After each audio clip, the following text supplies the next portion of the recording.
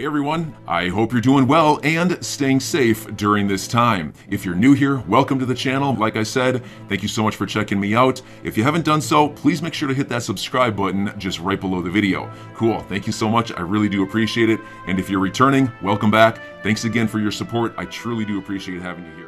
Is proof that the courts are on our side in this case, and they are really doing the best they can to take a stand against the SEC. It is very likely they can blatantly see the corruption going on at the agency right now, and I believe some of the rulings I'm about to show you in this video are going to make it very obvious for you guys that the court is going to have our back in this case. At the end of the video, I'm actually going to break this down with a very easy to understand diagram, and I think that's really going to bring it full circle for you guys and really help you to understand what we're facing right now and what the court has done thus far to help us get to a point where Ripple will be able to defeat the SEC and the XRP holder will be freed from this lawsuit.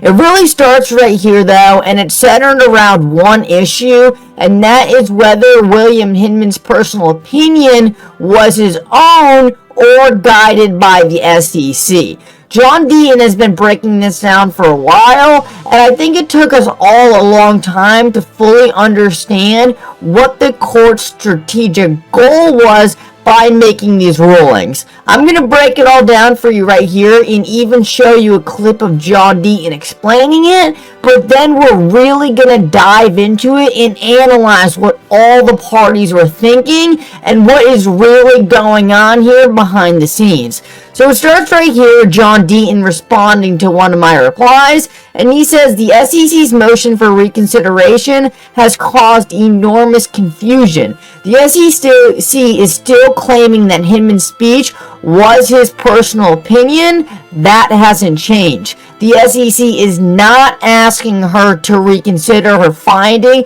that this fact is settled. The SEC is arguing that although it was Hinman's personal opinion, he received input or guidance from other SEC staff, and because of that, it is all protected by DPP. The SEC argues that the law protects his internal communications, even though it didn't result in an SEC decision. So, I understand this is probably kind of complex to take in all at once, but we're going to go over it a couple times here, and what you need to know from that reading is simply that the SEC wants it both ways. The court told the SEC essentially, if this is Hinman's opinion, you need to hand over the Ethereum documents. The SEC argued it was Hinman's personal opinion, and then they're saying now, well, that's okay, but we still don't want to hand over the documents. The SEC is trying to have it both ways, and let me have John explain it to you another way, because I think this is going to show you that despite the fact that the SEC is trying to do this, their lying, manipulation, and deception, like I just showed you, is actually getting them into a lot of trouble in ways that were probably unforeseen before they tried to go down this path of lying to the court. Let me show you this clip by John Deaton because I think he summarizes it in a really key way, and this is a brand new interview that you guys might not have seen before. I said that Ripple and XRP holders got lucky by drawing these two judges. Judge Netburn is a federal magistrate judge. She assists the regular judge, which is Judge Torres, and she handles the discovery disputes, whether documents are privileged or not privileged, whether they should be turned over or not turned over. She handles all the little disputes that go on in discovery. The Hinman deposition, they moved to quash it, she ordered no, it can go forward, things of that nature. When all of discovery is over, then the Judge Torres takes over. the case as it proceeds to dispositive motions. Motions for summary judgment, motion for declaratory judgment, the motion to dismiss, the motion to strike the fair notice defense. And so those are the two roles of the individual judges, and they've been outstanding. And I mean that. Would I have liked to seen certain documents, the privilege be overruled? Sure. But there was case law for the judge to follow where she, her decisions, Judge Netburn's decisions have been very sound. They've been very based on the law. The law favors the SEC in many ways. It favors the SEC when it comes to privilege, right? And things of that nature. But that decision on the Hinman speech, a lot of people are confused about that. All she did was accept Hinman's affidavit and accept that the SEC said it's his personal opinion. Had she not accepted it and said it was official SEC statements, she would have never ruled that those documents and the emails be turned over. So all she said is, okay, you signed an affidavit, said it's your personal opinion, fine. If it's your personal opinion, now turn over the emails to Ripple, right? And so that's a great decision. It doesn't mean that Ripple and XRP holders can't use the speech as guidance. We still can argue that. Ripple can still say, hey, XRP ledger is more decentralized than the Ethereum network. If Ethereum network wasn't a security because of what Bill Hinman said in 2018, then neither are we. We weren't given fair notice. It still can be argued. And just recently today, Judge Torres ruled against Ripple that they couldn't seal certain documents. And a lot of people took that as, oh, it's negative because it ruled against Ripple. No, that I tweeted out, this is a huge good sign that the judge said that she wants these to be disclosed. That means she favors public disclosure. What that means is we have a shot now of her saying, no, I want things, the public has a right to know. And if we have a right to know what Ripple was told by their lawyers in 2012, and we get to read those legal memos, then we should get to read those emails from the SEC. And so there is two very distinct and clear things we need to analyze here, and I would just go back and watch back that section of the video because what Deaton says there is critical.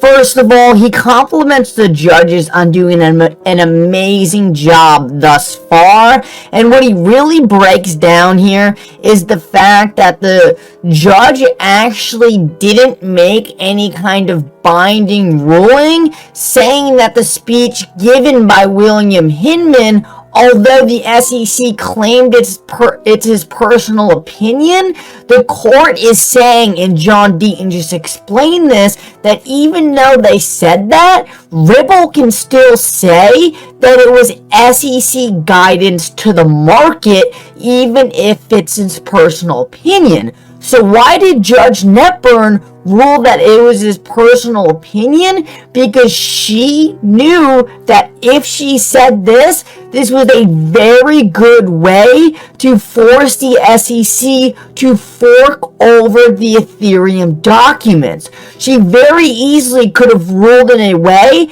that did not force the SEC to hand over the ETH documents. It is also extremely clear that the SEC does not want to hand over these ETH documents at all. They know there is a lot of bad things buried in these documents, and they are showing in this case that they are willing to do anything not to hand over these documents. As a quick recap, we know that Judge Netburn made this ruling in a way that not only can Ripple go back and argue, hey, the way you described these rules to the market was super confusing. You made everyone think it was SEC guidance, and now you're coming back and saying it's your personal opinion. This doesn't make a lot of sense and does not lead to a market that needs clarity getting clarity. So what Judge Netburn said is, you know what, that makes a lot of sense.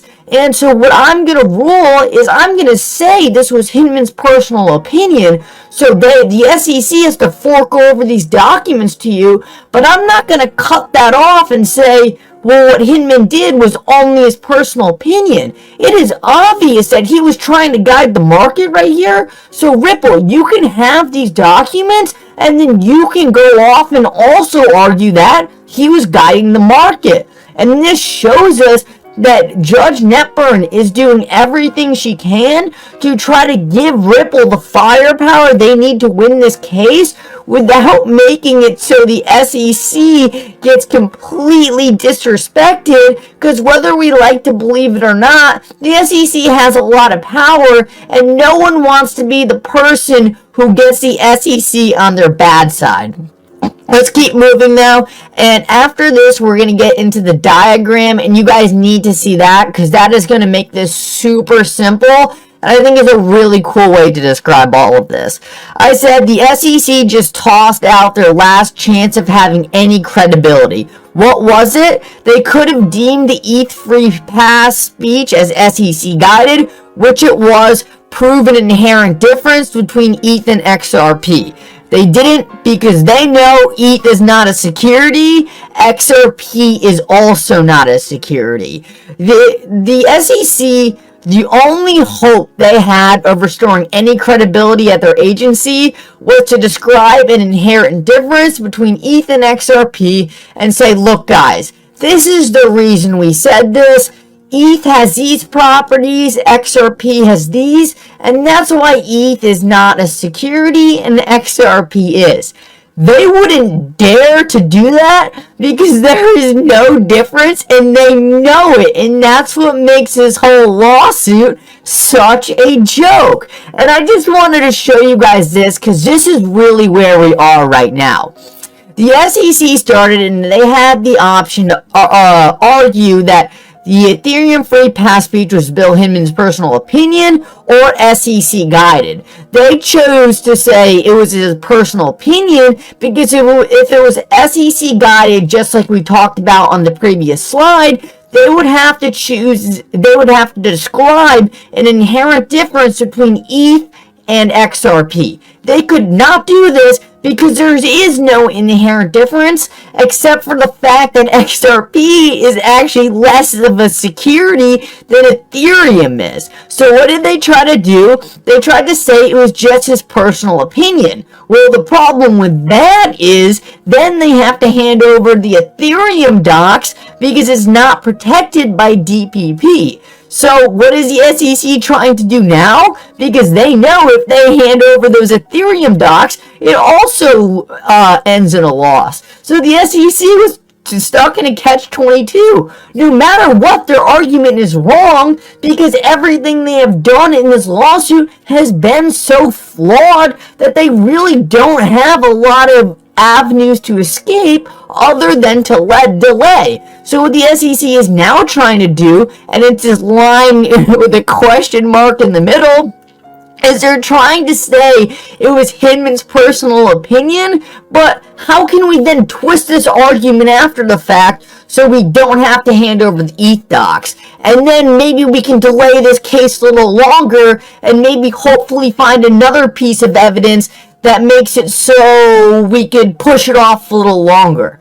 This is essentially where the SEC is right now, and I think what we're watching is the court just saying, all right, you can have another month, but you're not making your case any more clear. We're over a year into this lawsuit, and you're still yet to put out a valid explanation on why ETH is not a security and XRP is. I'm your guy. I will keep you posted. I'm your advocate. I'll be back on a daily basis, usually multiple times per day, with these videos to keep you updated with everything going on. So, I hope you enjoyed the video. If you haven't done so, make sure to hit that subscribe button. Feel free to share any of my videos with your friends, family, social media, or anybody who may care to listen.